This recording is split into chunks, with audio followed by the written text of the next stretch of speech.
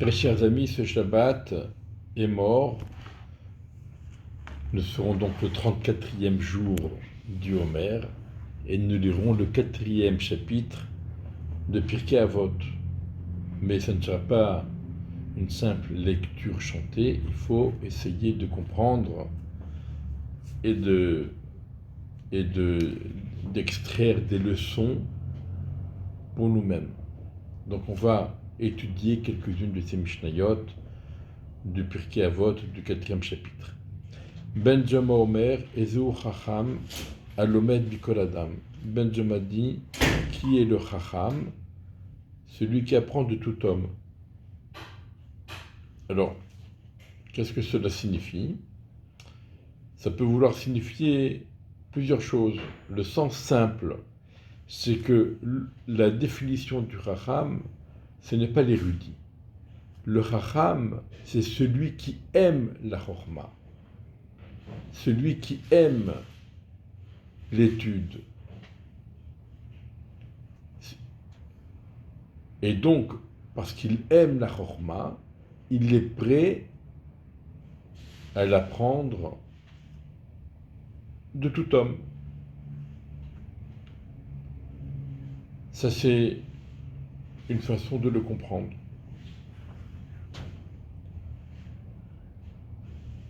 Une deuxième façon de comprendre, j'ai lu cette explication qui est rapportée au nom du Baal Shem Tov. Ici, on ne parle pas d'une sagesse intellectuelle, mais d'une sagesse de vie. Et Ezeu Chacham, Alomed Bikol Adam, qui est le Chacham, qui a une véritable sagesse de vie, c'est celui qui apprend de tout homme. C'est-à-dire, lorsque tu rencontres quelqu'un, on a très souvent tendance à critiquer les autres. Celui-là, il est radin, celui-là, il est idiot, celui-là, il comprend rien, celui-là, il bâcle, celui-là comme ci, celui-là comme ça. Mais en fait, ce que la Mishnah vient nous dire, c'est que ce que tu vois chez l'autre, ce n'est que le reflet de toi-même. Et si Dieu a fait en sorte que vous vous rencontriez, c'est justement pour que tu puisses, au travers cette personne, découvrir ce qui est en toi. Et éventuellement, si c'est des choses bien, les mettre en valeur, et si c'est des choses moins bonnes, les corriger. Dieu ne vous a pas fait vous rencontrer pour que vous vous critiquiez l'un l'autre, mais Dieu vous a fait vous rencontrer pour que chacun puisse apprendre de l'autre ce qui le concerne à lui. C'est comme quelqu'un, on donne l'exemple de quelqu'un qui se regarde dans un miroir et il remarque qu'il a une tache sur la chemise. Qu'est-ce qu'il fait? Il prend l'Ajax, il prend le chiffon, il nettoie le miroir. C'est pas le miroir qu'il faut nettoyer. La tâche, elle restera toujours. C'est soi-même qu'il faut se nettoyer. Et donc c'est ça, Alomed Bikol Adam, celui qui apprend de tout homme, il apprend sur lui-même de tout homme. Chez Nema Mekol Melameda Yeskelti, de tous ceux qui m'ont appris, qui m'ont révélé des choses, je suis devenu intelligent, parce que j'ai appris sur moi-même des choses qui m'ont été révélées par les autres. Ezeu Gibor, Akovesh Etitro, qui est l'homme puissant, c'est celui qui domine son penchant. Chez Nehemar Toverech Hapaim Bigibor, comme il est dit, mieux est celui qui est patient,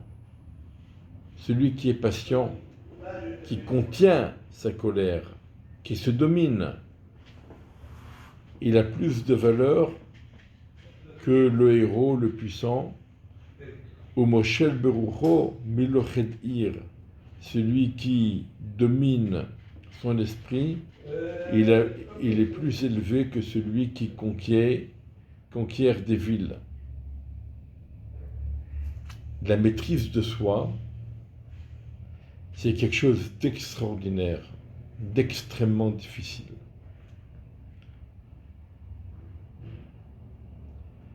Ezeu Ashir à sa mère Bechelko, qui est riche, celui qui est heureux avec sa part. Shenema, comme il dit, Yegia Kapecha Kitochel, Ashrecha Vetovlach. Ce que tu consommes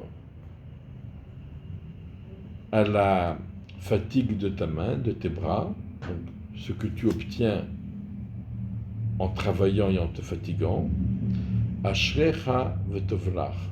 Sois heureux et ce sera bon pour toi. Qu'est-ce que ça veut dire? Ashrecha Bolamazé, Vetovlach, Olamaba. Tu seras heureux en ce monde-ci et ce sera bien pour toi pour le monde futur. Qu'est-ce que ça veut dire? Ça veut dire qu'il y a des gens qui aiment se plaindre. On n'est jamais content. Mais en vérité, si on réfléchit et on comprend que tout dépend d'Akadosh Baruch Hu, et ce que j'ai, c'est Akadosh Baruch Hu qui me l'a donné. C'est Akadosh Baruch Hu qui me l'a confié. Et Akadosh Baruch Hu ne me donne rien d'inutile. Akadosh Baruch Hu me donne exactement ce qu'il me faut, ce qui me convient pour accomplir ma mission et jouer mon rôle dans ce monde. Ni plus, ni moins. Exactement. Et lorsqu'on prend conscience de cela, alors d'abord on est heureux parce qu'on a les moyens d'agir et de faire ce que l'on doit faire. Et ce sera bien pour nous, parce que grâce à cela, on accédera au monde futur. Mais quelqu'un qui ne prend pas conscience de cela et qui n'est pas content, même s'il sait que c'est Dieu qui donne tout, mais il ne comprend pas que ce que Dieu donne, c'est exactement ce qu'il faut et ce qui convient pour soi personnellement, pour accomplir sa mission. Alors il ne saura jamais, il va demander à Akadosh Baruch Hu, donne-moi ceci, donne-moi cela. Peut-être qu'Akadosh Baruch Hu veut le lui accorder, mais il a faussé les pistes. Il ne saura plus quelle est sa mission et quel est son rôle, puisqu'il n'était pas content de ce qu'il a reçu initialement et qu'il a demandé d'autres choses.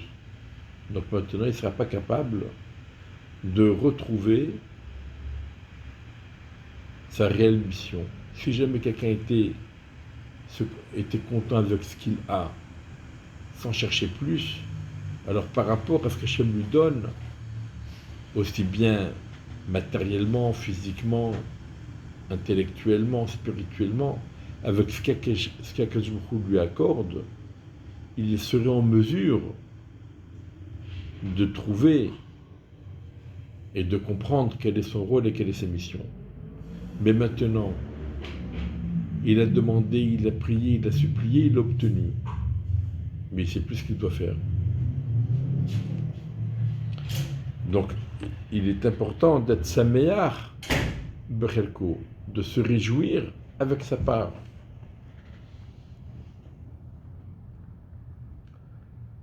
Ezeu mechubad amchabed et tabiriot, qui est l'homme honorable, digne d'honneur, c'est celui qui respecte les créatures. Chez les marquis mechabeda yachabed, ou bozai yekalu. Ceux qui me respectent, je les respecterai, et ceux qui me méprisent seront méprisés. Ici aussi, quelqu'un qui méprise les autres, ça veut dire qu'il n'a pas pris conscience que ce sont des créatures d'Hachem. Il n'a pas pris conscience que ce sont des êtres qui eux aussi ont une âme, une neshama. Donc, s'il n'a pas pris conscience de cela pour les autres, il ne prend pas conscience non plus de cela pour lui-même, et il n'est pas digne du kavod. Mais s'il respecte l'autre,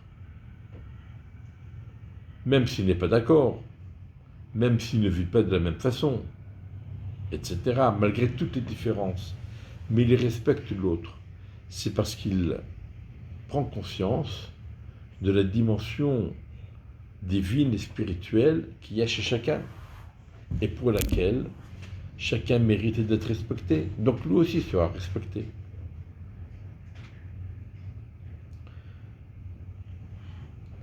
Ben Azaï Omer, Ben Azaï dit, je passe à la Mishnah suivante, où Aya Omer il disait, Ben Azaï, Al te base le choladam, ne méprise personne, Val te m'affligue le choldavar, et ne rejette, n'écarte, ne rejette rien du tout. Shen Chadam Shen Osha, il n'y a pas de personne qui n'est son heure. Ve'en Chadavar Shen Makom, il n'y a pas d'objet qui n'ait sa place. Tout être, tout animal, toute chose, toute plante, tout ça, ce sont des créatures d'Hachem. Hachem ne les a pas créées simplement pour le décor, mais il les a créées avec un objectif, quel que soit l'objectif et leur raison d'être, mais il y a une raison valable qui fait que Dieu a créé cette personne, cet être, cet objet. Et donc, on ne peut pas le mépriser et on ne peut pas le rejeter. Il a son utilité, il faut lui trouver quelle est son utilité.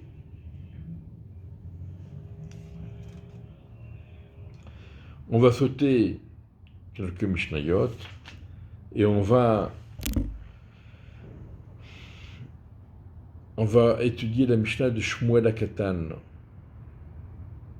Shmuel HaKatan Omer, Ben Paul o Yifra al Tismar, o Vikashlo al Yagel Libecha, Ben Yir'e Adonai Vera Be'enav, Ve'eshiv Ma'alavapo.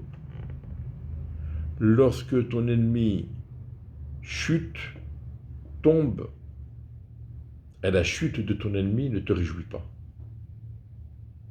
Ou bikashlo, lorsqu'il trébuche, ça veut dire lorsqu'il faute, al yagel libecha, que ton cœur ne se réjouisse pas,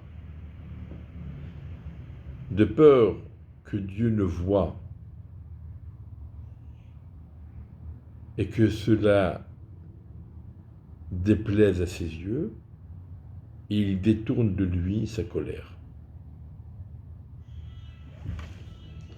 Et tout le monde pose la question, mais Shmuel HaKatan finalement n'a fait que répéter, mot pour mot, un pasouk de Michelet. Alors il aurait pu prendre tout le livre de Michelet et le mettre en Pirkei Avot. Qu'est-ce que Shmuel HaKatan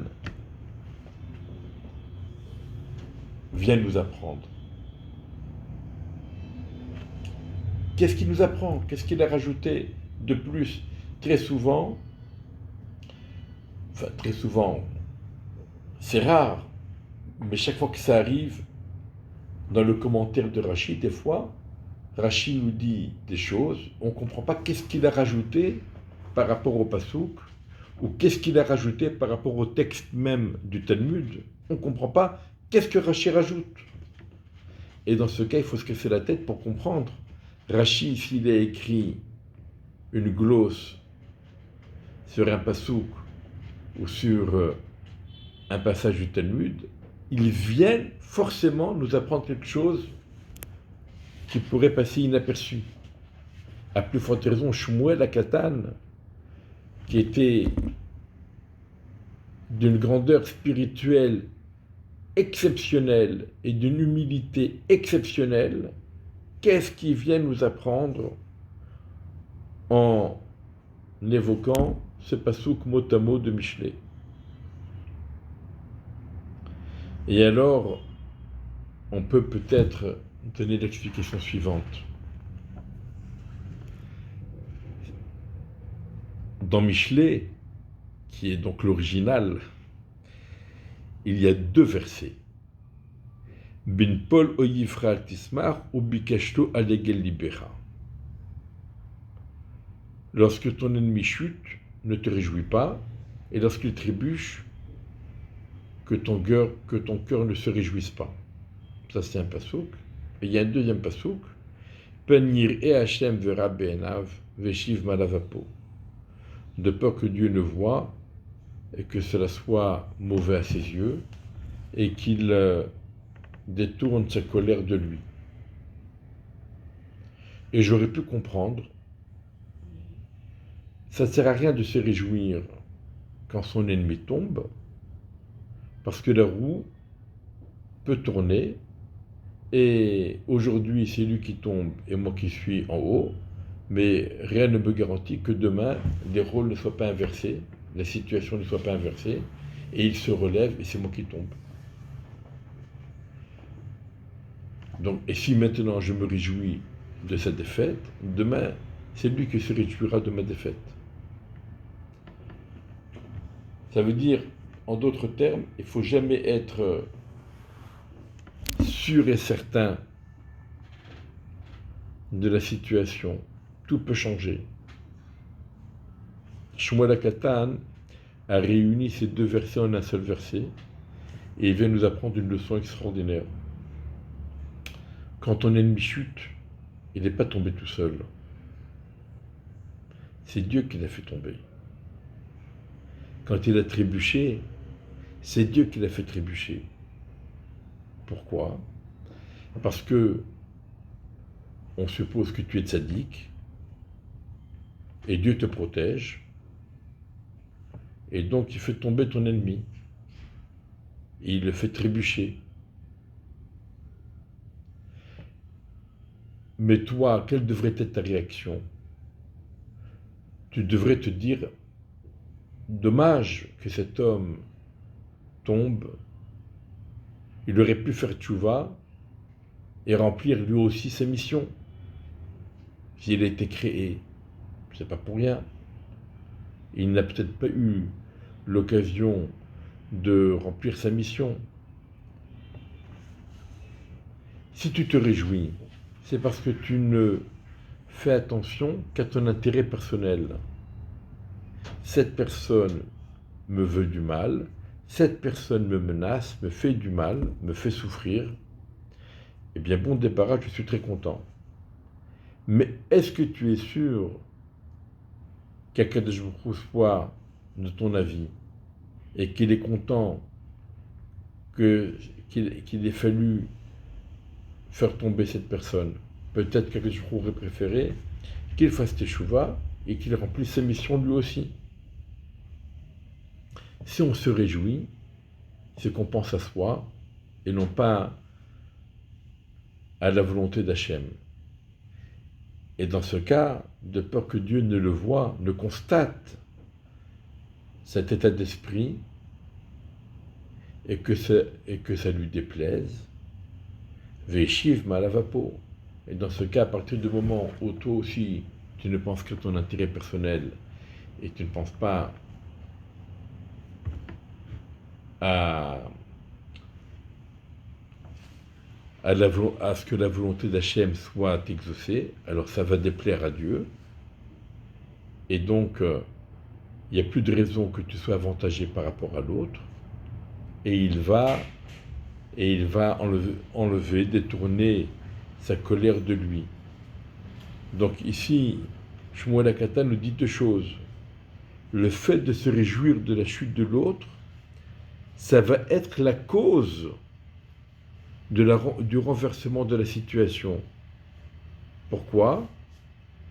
Premièrement, c'est pas simplement on n'a pas de garantie et aujourd'hui c'est toi qui gagne, mais demain c'est lui qui pourrait gagner. Non, le fait que tu sois joyeux de sa chute, c'est ça qui va causer le renversement de la situation. Et pourquoi ? Parce que tu ne dois pas réfléchir uniquement à ton intérêt personnel, mais tu dois penser à la volonté d'Hachem, à l'accomplissement de la volonté d'Hachem.